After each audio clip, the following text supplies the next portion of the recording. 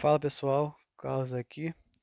E hoje eu vou corrigir a prova da PPCE, né? Uma prova aí que está bem aclamada, é, da IDECAN, né? E aí eu decidi resolver essa prova, né?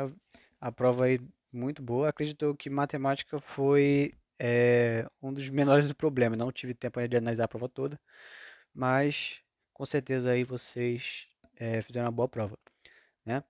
Cara, uma coisa que eu acho bem interessante é que muitas das coisas que eu falei em aula, né, na aula no curso presencial, acabou caindo, cara. Então, assim, caiu questão disso aqui é de MDC, certo? Então, caiu MDC, caiu uma questão de conjunto, certo? Tranquilo também. Na verdade, caiu duas questões de conjunto, né? Eu botei até errado, ó.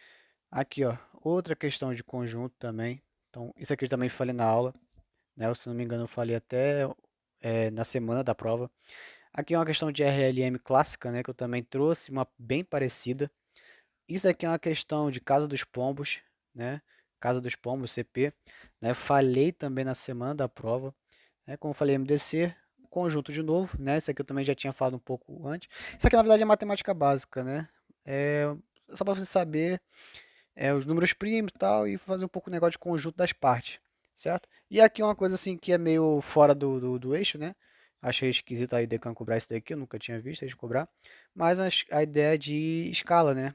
Escala de mapa, distância real e tal. Mas bem tranquila também a questão, certo? Então vamos lá, não tem. Pessoal, não vejo não vi nenhum problema na parte de matemática, pelo menos. Não vi nada que possa ser anulado, então antes que me pergunte, né, que tem gente que me pergunta, tem alguma que possa ser anulada? Não, tá? Eu não criei nenhuma aqui que vai ser anulada. Por mais que na PMCE anulou, acho que foi mais de três questões, aqui acredito eu muito difícil que vai anular alguma coisa, certo? Então a questão 19, vamos lá, certo? Lembrando, pessoal, isso aqui é extraoficial, não é oficial ainda, tá? É, então, é aquilo, se tiver algum erro, né, ou a banca viajar em alguma coisa, não tem muito o que eu fazer, né? Então, vamos lá, então é o extraoficial. Então, em uma escola há 40 alunos, né? Então temos 40 alunos que praticam futebol, certo? 30 alunos que praticam vôlei, e 15 que pratica os dois, certo? Cara, aqui não tem nem o que fazer, cara. Para você ser mais rápido, o pessoal com certeza fez o quê? Somou 40 mais 30 e subtraiu 15, cara. Tá? Então, isso aqui é até uma fórmula, né? Porque como é que é a fórmula? No caso, os números, né? Número total. O que que seria o total? Seria A união B é igual aos elementos de A mais os elementos de B menos o quem? A interseção, certo? Então, a interseção entre A e B, certo? Até ficou aqui, quase caiu aqui. Aí vamos lá. O total A união B, né, que eu quero saber, é só eu somar os elementos de A, que é o 40, qualquer um, tá? Mais 30, menos a interseção, menos 15. Então, A união B é 70, 40 mais 30 dá 70, né? Menos 15. Ou seja, A união B, o total, vai dar 56, certo? Gabarito, letra. Opa, peraí. Desculpa, pessoal. 56, ó. Querendo fazer contar rápido aqui, né? Que o cara ainda dormiu hoje ainda. 55, desculpa aí. Certo? Gabarito, letra D. Tá? Pronto, vamos lá. Questão 20. Questão 20 é uma questão clássica de raciocínio lógico, certo? E eu trouxe uma questão muito parecida, idêntica aí, na semana da prova. Então, ó, temos três pessoas, Antônio, Bruno e Caio, certo? Então, A, B e C. E eles moram em estados diferentes. Então, eles moram na região Nordeste, né? Um mora na Bahia, não necessariamente nessa ordem, né? Ceará e Pernambuco, certo? Sabe que as seguintes afirmações são verdadeiras. Nenhum deles, ó, isso é bem importante, ó, nenhum deles mora no estado em que nasceu, tá? Então, primeiro ponto aí. Bruno não nasceu no Ceará, certo? Ou seja, o Bruno, se ele não nasceu no Ceará, então quer dizer o quê? Quer dizer que ele pode morar, né? Pode morar tanto no Ceará, certo? Quanto em qualquer outro dos dois, né? Mas só um ou outro. Qual é, Carlos? Não sei ainda, certo? Só que eu sei que ele pode morar no Ceará, porque ele nasceu lá, certo? Aí vamos pro próximo. Caio é nascido em Pernambuco. Ou seja, se o Caio nasceu em Pernambuco, não pode ter essa ligação. Então, ou ele vai morar na Bahia, ou ele vai morar no Ceará, certo? Então ele. Opa, paguei aqui, você escreveu errado. É... Então, cadê Caio nascido em Pernambuco? Ou seja, ele não pode morar no Pernambuco, certo? E Antônio, o Antônio, ele nasceu no Ceará, né? Ou seja, no Ceará ele não pode morar, né? Se ele nasceu, no caso, se ele nasceu no Ceará, ele pode morar na Bahia ou no Pernambuco, certo? E aí, só que logo em seguida, falou, ele não mora em Pernambuco, ou seja, Pernambuco não pode. Então, automaticamente ele vai morar na Bahia, certo? Pronto. Então já vai ajudar bastante coisa, né? Por quê? Porque o Caio, aqui, ó, ele podia morar tanto na Bahia quanto no Ceará. Só que como já tem gente na Bahia, automaticamente ele só vai poder morar no Ceará, certo? Opa, mas botei a seta errada aqui. Botei a seta errada. É o Caio, é o C aqui, ó. Aqui, então, o Caio, ó, ele só pode morar no Ceará. Na Bahia ele não pode. Então, ó, aqui e, por eliminação, né, é Pernambuco, certo? Então, Antônio nasceu, Antônio mora na Bahia, Breno, né, Breno, é Bruno. Bruno mora no Pernambuco e Caio mora no Ceará, certo? Aí ele vem logo a letra A. Caio mora no Ceará? Sim, aqui, ó. Caio mora no Ceará. Então, gabarito letra A, certo? Questão 21. Essa questão 21, assim, eu falei que não tem questões possíveis de anular, por questão assim que eu conheço um pouco a IDECAN e sei que o padrão dela é não gostar muito de anular, e às vezes ir pelo senso dela. E essa aqui é uma questão que assim até pode caber alguma coisa. Por quê? Porque ele não fala muito sobre ano bissexto, né? Então vamos lá. Pedro faz aniversário, Pedro, né? Ó, então vou botar aqui, ó. Pedro, PE. Ele nasceu dia 12 de outubro, certo? 12 de outubro. E sua amiga Maria, MA, nasceu no dia 25, faz aniversário no dia 25 de dezembro, certo? Em certo ano, no qual Pedro fez aniversário num sábado, ou seja, no ano, Pedro fez aniversário num sábado, certo? Quando ele fez aniversário no sábado, Maria fez aniversário numa quarta, certo? Numa quarta. Beleza. Aí no outro ano, né? No outro ano, a gente nem sabe se é o próximo, né? Na verdade, não é o próximo, porque vai falar o seguinte, ó. Maria fez aniversário no sábado, ou seja, alguns anos depois ela fez aniversário no sábado, certo? Fez aniversário no sábado. Fez aniversário no sábado e tal. E aí, quer saber, quando ela fez aniversário no sábado, quer saber em que dia da semana Pedro fez aniversário, né? Ou seja, quando ela fez aniversário no sábado, queremos saber quando Pedro fez o aniversário, né? E aí entra um pequeno problema em relação aos anos bissextos, né? Os anos bissextos, eles têm um ciclo, né? Que é de 4 em 4 anos. Se caso, vamos supor que passou um ciclo, né? Nessa período de tempo que eles estavam, o que vai acontecer? Vai somar mais um dia, certo? Só que nesse caso aqui, a gente vai considerar que não tem, né? Então, matemática em questão de concurso tem muito disso. Então, assim, de quarta para sábado, nós temos 3 anos, certo? Lembrando, se você faz aniversário hoje, esse ano, né? Vamos supor que você faz aniversário hoje. Hoje é dia 14 de julho, no domingo, né? 14 de julho no próximo ano já vai ser segunda-feira. Então pula sempre um ano. Ou seja, aqui se passaram 3 anos, certo? De quarta para sábado. Quarta, quinta, sexta e sábado. Passaram 3 anos, certo? Então no ano seguinte ela fez na quinta, depois na sexta e depois no sábado. Logo, automaticamente aqui também vai passar para 3 anos. Então vai ser sábado, depois domingo, segunda, terça, certo? Então para mim isso aqui vai ser terça-feira. Só que aí é como eu falei, né? fica complicado a gente falar com certeza por questão dos anos bissexto, né? A gente não sabe se passa durante, mas se ele não falou, então a gente vai considerar que não tem, certo? Essa questão 22 é uma questão que eu achei bem legal, cara, porque é uma questão de MDC. E, na verdade, assim, o cara tem que entender bem de MDC, não só fazer, mas sim saber como aplicá-lo, certo? Aí a questão 22, ó. Uma fábrica de cerâmica precisa cobrir uma parede retangular com dimensões de 92 centímetros de largura e 64 centímetros de altura, tá? Ou seja, nós temos aqui, ó, um retângulo, certo? Parece mais um quadrado.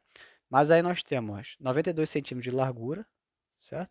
92 centímetros aqui embaixo e 64 de altura, certo? É uma questão que parece ser, né, de geometria, tá? Mas não é tanto, tá? Aí, vamos lá. Lembra até um pouco daquele negócio que a gente fazia quando era pequeno, que era malha quadriculada, né? Aí o que acontece? Aí a gente falou que isso daqui no caso aqui, ó, de altura com azulejos quadrados, certo? Azulejos quadrados, ou seja, todos os azulejos vão ser do mesmo tamanho, de maior tamanho possível. Pessoal, eu falei isso na semana da prova, parece que eu já estava adivinhando. Quando fala maior tamanho possível, isso aqui automaticamente é uma questão de MDC, certo? É questão de MDC, máximo divisor comum, certo? Sempre quando falar maior, né? No caso, o maior tamanho, a maior dimensão e tal, isso vai ser MDC, tá? De modo que não seja necessário cortar nenhum azulejo, ou seja, todos os azulejos, no caso aqui, vão ter que ter medidas iguais, né? E eles vão ter que estar certinho, não pode sobrar, nem cortar, certo? Aí ele quer saber essa alternativa que corresponde ao número mínimo de azulejo que se obtém dessa forma. Ou seja, então primeiro eu tenho que fazer o MDC, certo? O MDC de 92 e 64, certo? 92 e 64. Qual é o máximo divisor comum de 92 e 64? O máximo divisor comum é o maior divisor que vai dividir esses dois caras aqui ao mesmo tempo, certo? E quem é esse cara? Automaticamente é o 4. O 4 divide tanto o 92, né? Deixa eu ver aqui quanto é que vai dar. No caso, 92 dividido para 4 vai dar 26, né? 23, quer dizer, 23, né? Que é 4 vezes 3, 12, né? Sobe 1, 4 vezes 2, 8, mais um 9. Isso aí, 92. E 64. 64 dividido para 4 vai dar 16, certo? Ou seja, o MDC de 92 e 64 dá 4. Tem outras formas de fazer, tem por faturação, tem por outras coisas, né? Então, assim, você escolhe a melhor forma. O que que significa esse 4, pessoal? Significa que nessas proporções aí, de 92 e 64, nós vamos ter azulejos de 4 por 4, né? Na dimensão de 4 por 4, ou seja, então a gente achou agora o MDC. E o que que esse MDC significa? Ele significa o seguinte, né? Que nós vamos trabalhar com os pisos que vai ter a proporção de 4 por 4, certo? E o que acontece com esse 23 e 16? Significa que nós vamos ter na parte de baixo 23, né, blocos, né, 23 azulejos, né, na parte de baixo aqui, ó, então vai ser 1, 2, 3, 4, 5, 23. E na parte de cima, na altura, nós vamos ter aqui, né, vamos ter também blocos iguais aqui de 16, certo? Ou seja, então nossas dimensões vai ter 23 azulejos na parte de baixo e 16 na parte de cima, né, de altura. E aí, no caso, quer saber quantos azulejos vai ter. Aí você vai fazer aquele negócio que a sua avó te ensinou quando você era mais novo. Se você quer, no caso, saber quantos vai ter na parte de baixo e quantos vai ter, no caso, desculpa, voltando. Se você quer saber quando tem tudo aqui de azulejo, você vai contar o quê? Você vai contar quantos azulejos tem na basezinha, depois multiplicar pelos da altura. Isso vai dar exatamente o valor total que vai caber aqui dentro, né? Ou seja, vai ser 23 vezes 16. E aí, 23 vezes 16, vamos achar 368, certo? Pronto, esse é o gabarito. Então, nosso gabarito aqui vai ser letra C, tá? Então, vamos lá. Questão 23, né? Falta só essa, mais uma só. Questão 23. Seja A, né? Seja A o conjunto dos números primos, tá? Maiores que um, certo? Logicamente, né? Porque um não é primo. Ou seja, maior que 1 e menor que 10. Então, quem está nesse intervalo? É o 2, o 3, o 5 e o 7, certo? Tem mais algum outro número primo? Lembrando, o que é número primo? É o número que só tem dois visores, o 1 e ele mesmo, certo? E aí, nós só temos esses, 2, 3, 5 e 7. O 3, o 10, o 11 e tal, no caso o 11 não vai entrar, por quê? Porque o 11 é maior que 10, né? Então ele não está nesse intervalo. E por que o 10 não entra? Porque o 10 nem primo é, certo? E é menor que 10. Então só temos quatro elementos. E ele quer saber quantos subconjuntos vai ter nessa brincadeira. Para saber quanto subconjunto vai ter nesse conjunto, tem que usar aquela forma, 2 elevado a n, onde n é o número de elementos. Nós temos 1, 2, 3, 4 elementos, ou seja, 2 elevado a 4. 2 elevado a 4 é 2 vezes 2 vezes 2 vezes 2, certo? 2 vezes 2, 4. 4 vezes 2, 8. 8 vezes 2 vai dar 16. Então vamos ter 16 subconjunto, certo? A questão 24 também é uma questão que você podia fazer de duas formas, né? Duas formas aí que nós temos de resolver essa questão. E aí, no caso, tem uma fórmula, né, que a gente usa para isso daqui, né, que a escala é igual a distância, né, o Dzinho, que é a distância que é representada no mapa, e o Dzão, né, que é a distância que a gente chama de real, que é, no caso, que a gente usa na vida real, certo? Então, por isso que a gente fala distância real. Então, essa aqui é a distância do mapa e essa aqui é a nossa distância da vida real, certo? Aí aqui fala, uma equipe de exploradores está planejando uma expedição à floresta usando um mapa com escala de 1 para 50 mil, né? Isso significa que o quê? Então, essa foi até, a questão foi até boa, porque ele disse o que significa. Disse que, ó, que diz que significa que 1 centímetro do mapa representa 50 centímetros, ou 500 metros, né, na realidade, né, ou seja, na nossa proporção, né, na nossa vida real. Eles planejam percorrer uma distância total de 12 km. Aí ele quer saber qual é a distância que vai estar nesse mapa. Ou seja, na vida real, nós vamos andar 12 km. Aí ele quer saber, no mapa, vai estar representado como quanto, né? Ah, é por causa, eu não lembro como é que faz, como é que no caso dessa fórmula aqui eu nem sabia da existência dela. Não tem problema, até porque isso daqui é uma forma que a gente usa de proporcionalidade. Se tem proporcionalidade, a gente pode fazer o quê? Regra de 3, certo? Então eu sei de um seguinte, ó, eu sei que 1 centímetro do mapa equivale a quanto? A 50 mil centímetros, né, da vida real, ou 500 metros. Eu vou usar como 500 metros, tá? Que é mais fácil. 500 metros, certo? E quanto que eu vou andar? Então, 1 centímetro do mapa, tá? Vai andar 500 metros da distância real, certo? Que é o Dzão. E aí eu vou andar quanto? Eu vou andar, ó, 12 km. Então, 12 km, né? É 12 mil metros. 12 mil metros, né, na distância real, vai representar quanto no mapa? Pronto. Virou o quê? Virou regra de 3, né? Diretamente proporcional. Então, 1 sobre x é igual a 500 sobre 120, no caso 12 mil. Posso cortar esses dois zeros com esses dois zeros e multiplicar cruzado aqui. 120, né? 120 vezes 1 dá 120, que é igual a x vezes 5 dá 5x. Passo o 5 dividindo, então x é igual a 120 dividido para 5. 120 dividido para 5, nós vamos ter como 24, né? 24 centímetros, né? Então a gente vai ter aí 24 centímetros sendo representado, né?